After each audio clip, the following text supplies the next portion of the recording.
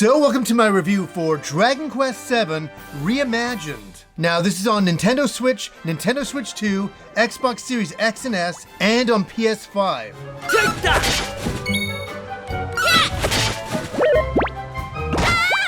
And I just want to say this is a no spoilers review, and I'll ask you guys, are you excited about this brand new reimagined version of Dragon Quest VII? Let me know down below.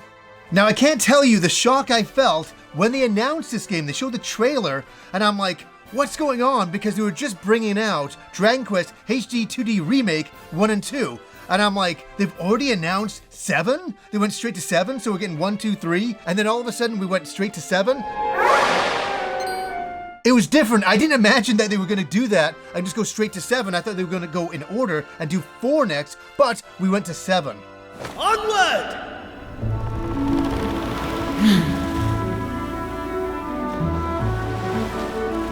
Now this game is a reimagining of Dragon Quest VII that first came out on the PS1 in Japan on August 2000, and then it came over here in November 2001 and it was released as Dragon Warrior 7, and it was the last game to be called Dragon Warrior in the series.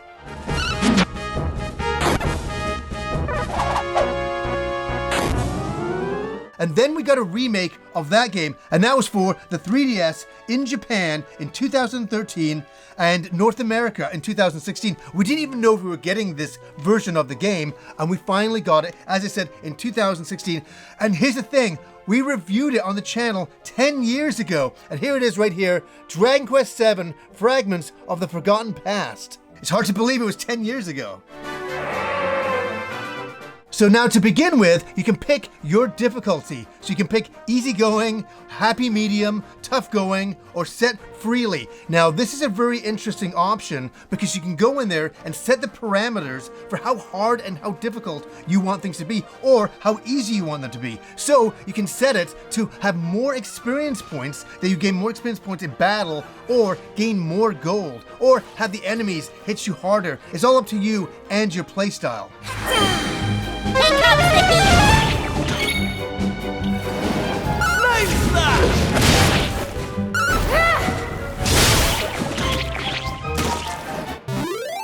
Right, on we go. So I just want to say none of the story elements have changed in this game. So the story is a very simple one to begin with. So you begin on a small island believing that this is the only island in the world. The grown-ups keep saying that this is the only island in the world. But then you discover by traveling through the past that there are many more continents. So you and your party sets out to unlock the hidden secrets of the past and the present. And we'll get into that a little bit later on.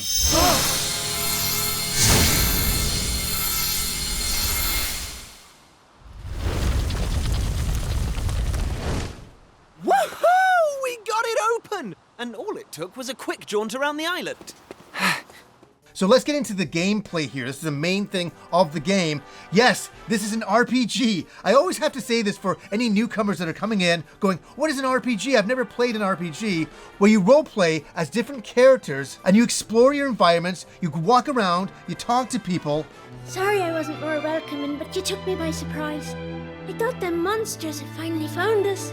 You find loot, you find gold, you find mini medals, which you can trade in. It will also let you speedrun in this game, which I really like. So not only do you walk around, you can also speedrun around, which helps you get around the places very, very fast. And also you can rotate your environments to see where exactly you are in 3D. And I really like this, especially when you walk into a house and then you turn the environment around, you're like, oh, I didn't see that pot over there, which I can break. So that's also something that's very handy.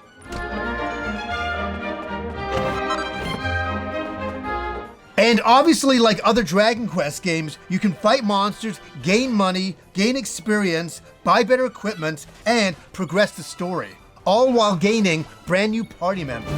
Take that!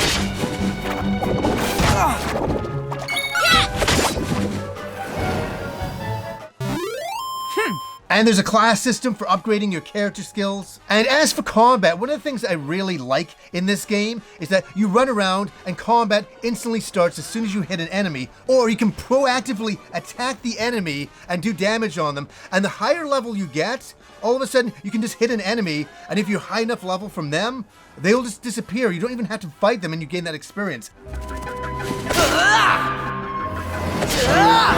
I really like that, especially when I was really leveling up in this game, to be able to do that, to sped things up. And I think a lot of what they were trying to do in this game was speed it up a lot, because the original game was very, very slow in a lot of its aspects, and I really see how they've improved that here.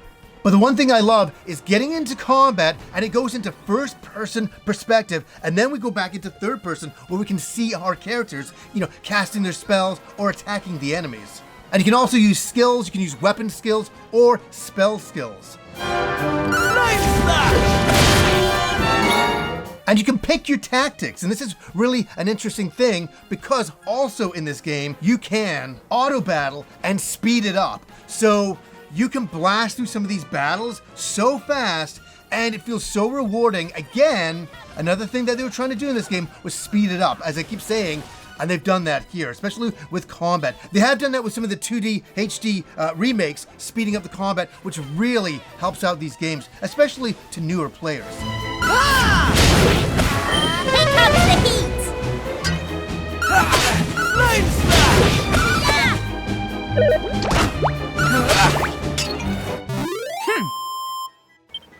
And they brought back the puzzles in this game, and some of the puzzles are really a lot of fun to figure out. Some of them are just kind of annoying. I've always been off and on with puzzles, but generally in this game, I enjoyed the puzzles.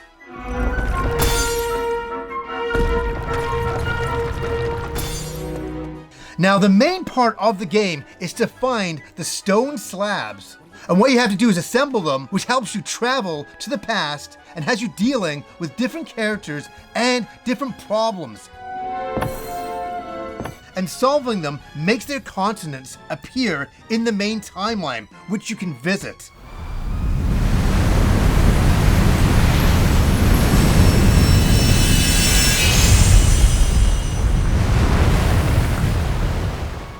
So a lot of the gameplay is that, and where you're going back to the past and seeing what the problems were in the past, solving them, and then all of a sudden bringing that continent into present. And as I said, then you can visit it in modern time. And you'll be doing a lot of that in this game. Anyway, enough talk. It's finally time to set sail! Okay, let's get to the graphics in this game, because that was one of the things when we all saw the trailer, we were all blown away by the graphics. We're like, oh, this is not like 1 and 2 and 3, the 2D HD remakes. They're just going for a brand new style altogether.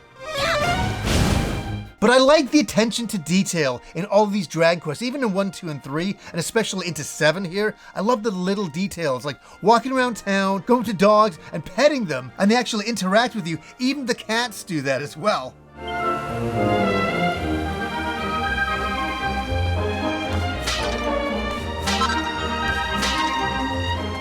And also little elements when the characters are talking in like a cutscene, and you can actually see their mouths move. I mean, it's a small thing, but all these little details really, really add up. I'm going to head east for a little recce.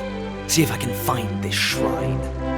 And I just gotta say, watching your characters run around in these environments, the only way I can describe it, it feels like it's something out of a claymation, animation. And the frame rate is so good, so you're running around and you're like, looking at your character, you're like, this looks really good. Like, it's very, very impressive. And especially when they build these small environments and you run around them. And it's so satisfying looking at the textures on some of this stuff and you're going, wow, they really put a lot of money into this game. And it's the small things like the candles, reflecting light.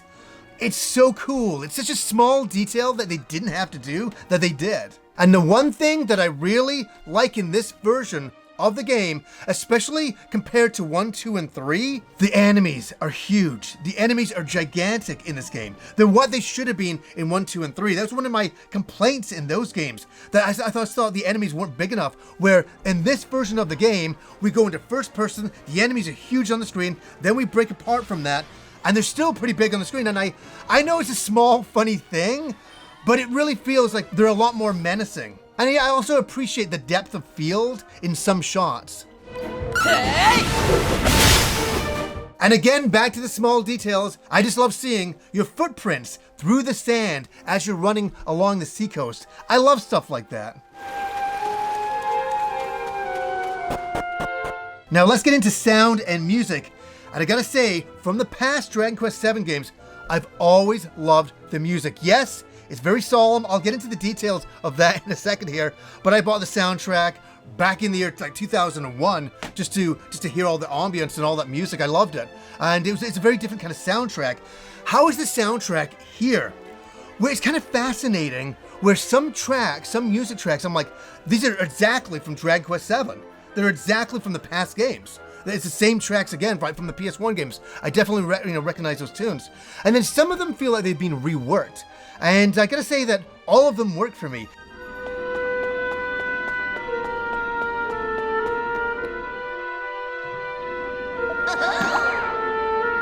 Yes, it's a very kind of like solemn, almost a depressing soundtrack. I've often said that, but it's really good. And especially now that everything's been sped up in the game a lot, it has a little bit more impact for me. And boy, does it have a lot of nostalgia, but I'll talk about that at the end. And again, like 1, 2, and 3, we have great voice acting. This is one thing that I can't ever fault them. I love the voice acting, the really old English voice acting at times.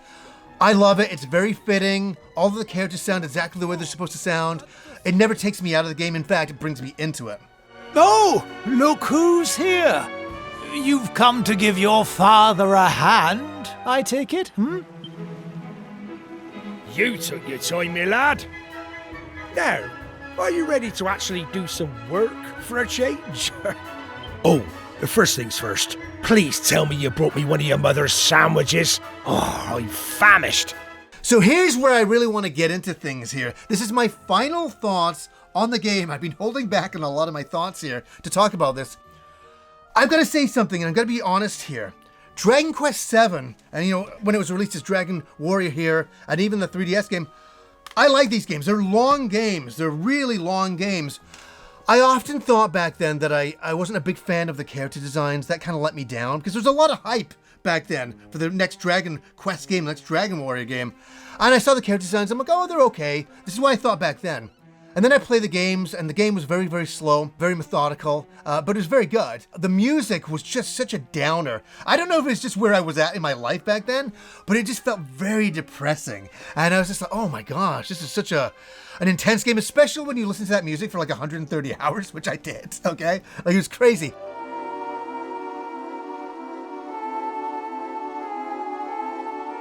Dragon Quest VII's always been a little bit low in my rankings of the Dragon Quest series, where this reimagined version has brought it way up. Like, they've fixed everything. They've honestly done such an amazing job on this game with the graphical style, speeding up combat, speeding up the overall gameplay. They brought this game into a modern time where I think there's going to be a lot of brand new Dragon Quest fans that are born when they see this game and play this game for the first time. And you don't need to play all the rest of the Dragon Quest games to play this. You can just jump right in. Even for me, it's a brand new, fresh experience. Yes, I played all of these original games and I liked them, but boy, do I love this game. I love this game. This game is up there as a 10 out of 10. I'm not going to get that way yet. But we're still making our way through the game, and the game is massive, okay? So if anybody's played the original Dragon Quest VII games, they know it's 100+ hours just to start, okay? Like, you can't do it less than that. These games are massive in scope, almost to a fault. I've said in the past. I often have thought that this is one of the longest Dragon Quest games I've ever played. Hey! And out of all the remakes that have just been done for Dragon Quest 1 and 2 and 3, that's doing its own thing. I'm not comparing Dragon Quest VII Reimagined to them, but boy, it's like night and day. It really is. And I loved 1, 2, and 3. I thought they were brilliant games, but 7 really brings the graphical punch and really brings up the gameplay a lot more. And I just have been in love playing this game. And also there's a demo out there that you can play. It's over 3 hours long. We played it twice before we even started the full game. And you can bring your save data into the full game.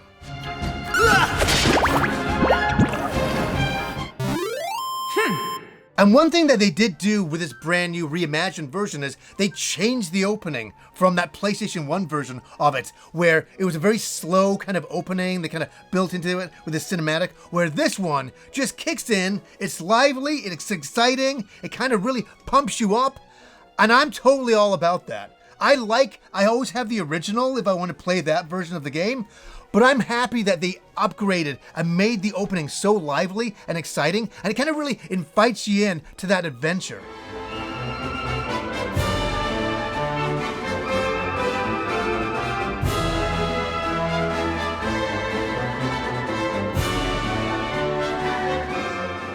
And one thing will always stand out to me with this game now, forever. I'm going to look back on this game in quite a few years and remember something that hits me right here in the heart, man. It was my daughter's first Dragon Quest game that she ever played. And she wanted to play it. Me and Kim were playing it in the other room, and she comes in, she was like, I want to play. And we're like, okay. We gave her the controller, and she was doing amazing with it. Obviously, I'm not going to show her playing the game or anything like that on the channel, but she did so well, and it was so funny. Me and Kim were laughing that she kept doing like fire spells on the slimes and stuff. And we're like, no, you don't need to use such a high-powered spell on such a low like slime. And she was just like laughing, going hee hee hee. And she just thought it was the funnest thing in the world. And she did really well navigating that world. We had to read a lot of stuff for her because she's just 5 years old still. But it's one of those ones that it kind of hit me too, seeing Kim, you know, help my daughter out on the screen, showing her the map and where things were located. It hit me right here. It was like a really nice little moment that was very unexpected. And I think even my daughter will always remember playing Dragon Quest VII Reimagined in this time now. One day this will be her past, like it is, you know, for me looking back at Dragon Quest VII on the PlayStation 1. And she'll probably think back, hopefully with some fond memories. And I gotta say, bravo! I want more! I want more! I owe you one.